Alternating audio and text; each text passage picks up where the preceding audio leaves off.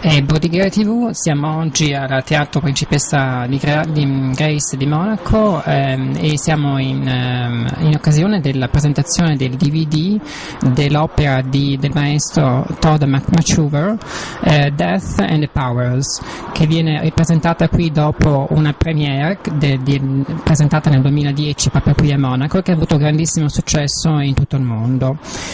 Oggi siamo proprio in compagnia del maestro Tod Machover e vogliamo appunto chiedergli qualche domanda proprio riguardo all'evento. We are pleased to have you with us, and we would like just to make some questions about your opera, Death and the Powers, that you are presenting today after a great success worldwide.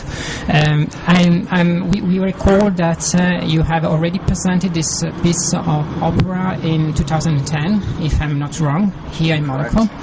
And actually,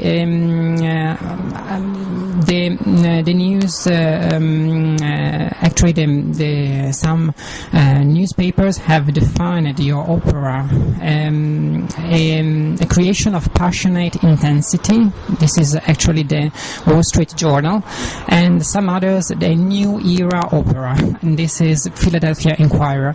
So, can you describe us in few words what meant for you the realization of this great job, which combines perfectly the technology with music and acting?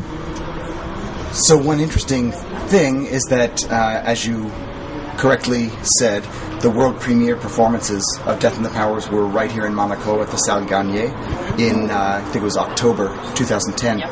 And that wasn't an accident, because Madame Kauter Alaboud, who was involved with the Monaco Opera, came to find she had a vision that there was a different way to produce opera, and that there could be opera that might use technology, that might appeal to a younger audience, not just to older people, that might tell stories of our time, not just traditional or historical stories. And she was looking for somebody who might want to make an opera like this. And I think somebody told her to come find me in Boston at MIT. And when we spoke,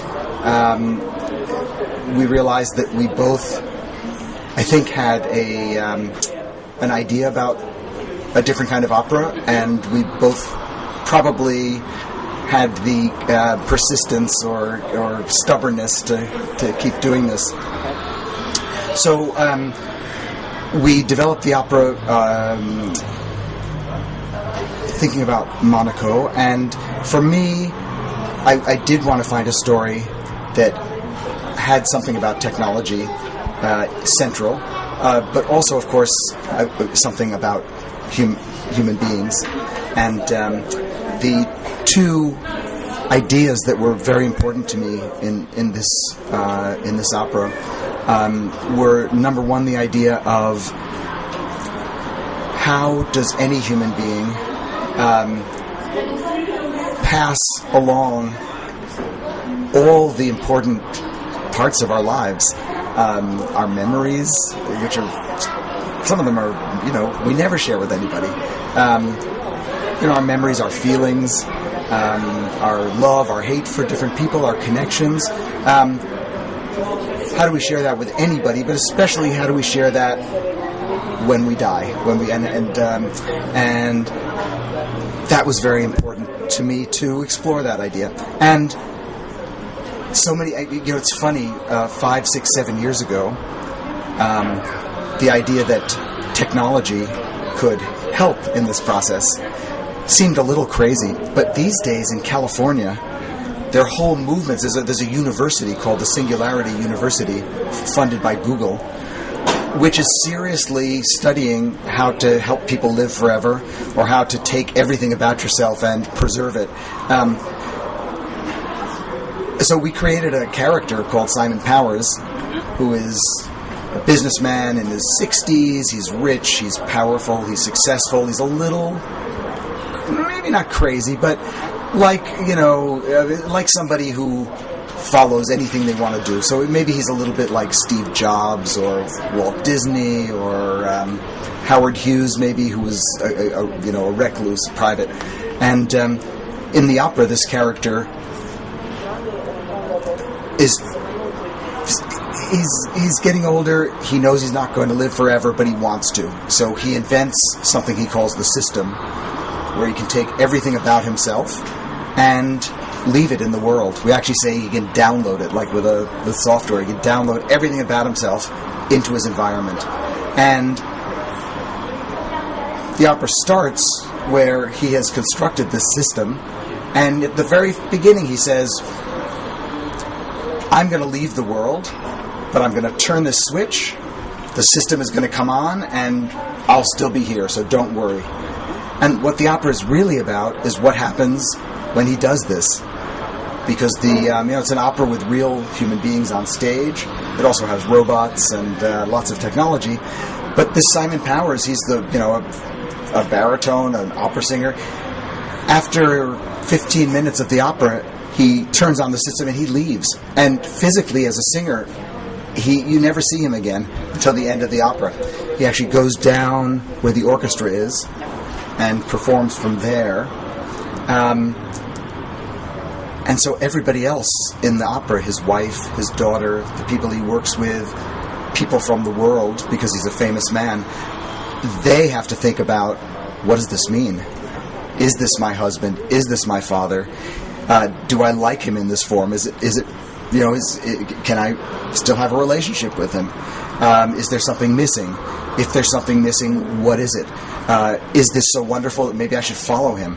So it's not a question of, is this possible? It's a question of, what does it mean? And what is the limit? My own feeling is,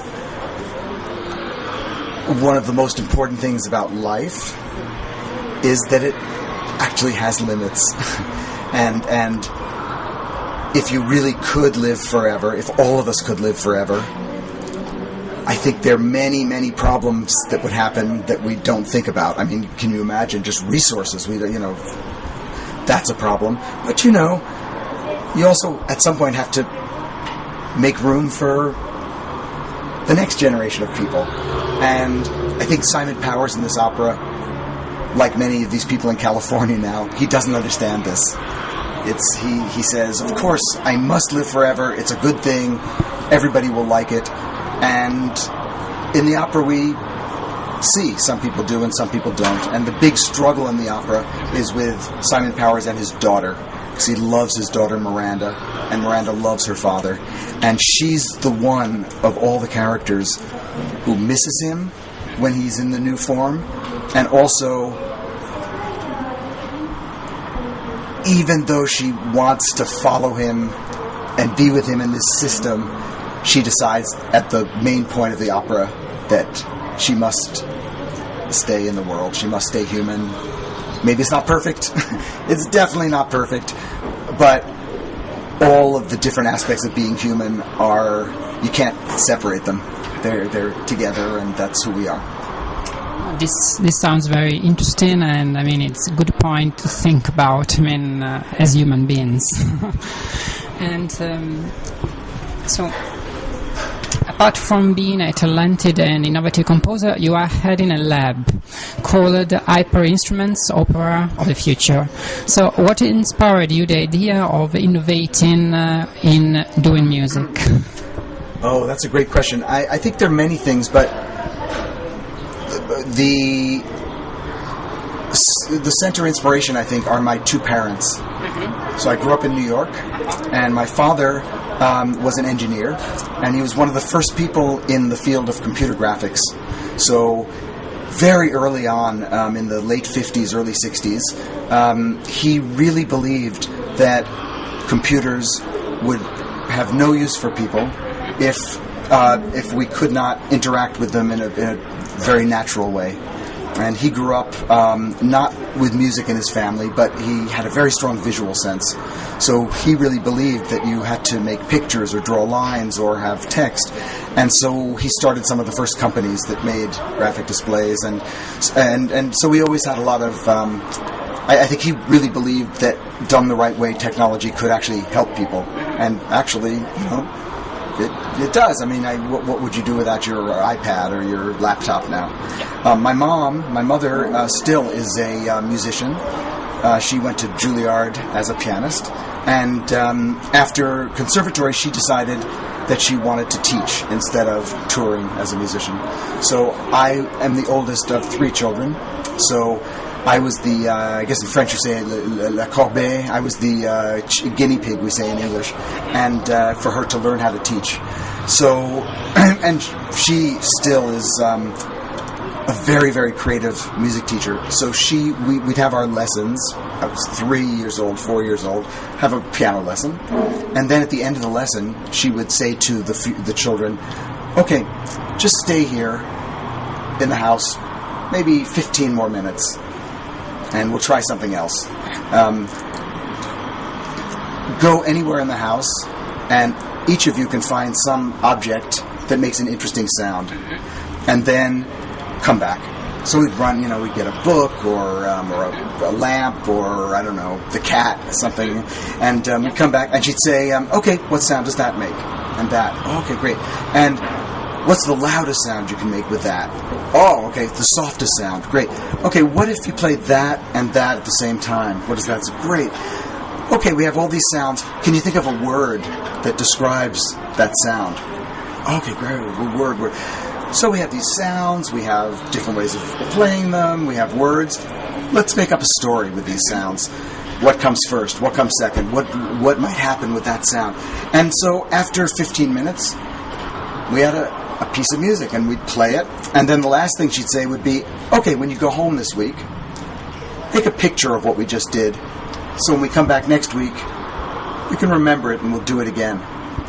So in this experience, 4 years old, I realized that music is not just printed music written by dead people. It's something that anybody can use to express themselves. Yes, we have notes and scales, but music comes from listening. It comes from the real world, and people make systems for music that fit what they need to say, and that doesn't stay the same. And instruments can make music, the voice can, but the world can make music. And even something like music notation, which is a difficult language that one must learn, at the end of the day, the purpose it serves is to remember some aspect of the music so that you can recreate it, perhaps with some variation. And understanding this as a child, it and the combination of that with technology, which really is, especially in our world now, technology is the language we use to solve problems and to think about things that aren't possible. So those two things together, I think, just gave me this idea that you could create music that was the right music for now, or the right music for me, or the right music for our culture, and you had to keep looking for that right music. And that technology is actually, a lot of people think of technology as something rigid, or something, like whenever I use my iPhone and it types the wrong letter, I get angry. But actually, software and designing technology is one of the most open, general languages of our time. And technology is actually the best way we have of taking an idea and making it real in the world. Biology is getting to be very powerful now in a different way. So I think those two aspects made me think of music as something that must keep growing and changing, and it doesn't get better, but it does get different. Very interesting. So just a final quick feedback, being inspired by a question published on your website. Is it possible to see sound? I remember that quote. So I do think that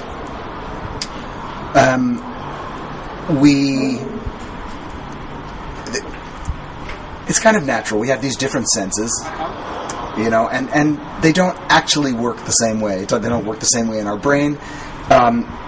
different people are sensitive to different things. So, some people are incredibly sensitive to small changes in sound. Other people just aren't. Other people are very, very sensitive to color and texture and visual things. Some people are sensitive to smell. So my feeling is that for all of us, our different senses are connected in a much more complex way than we usually admit. And there's a lot of research now that you've heard of the word synesthesia. Synesthesia is a scientific term that describes somebody who has two senses which are interconnected in a very complex way.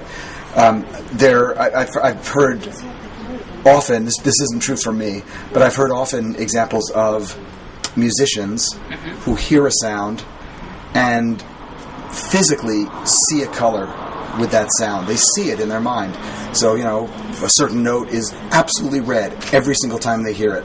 And that's something about their visual perception and their auditory perception is connected.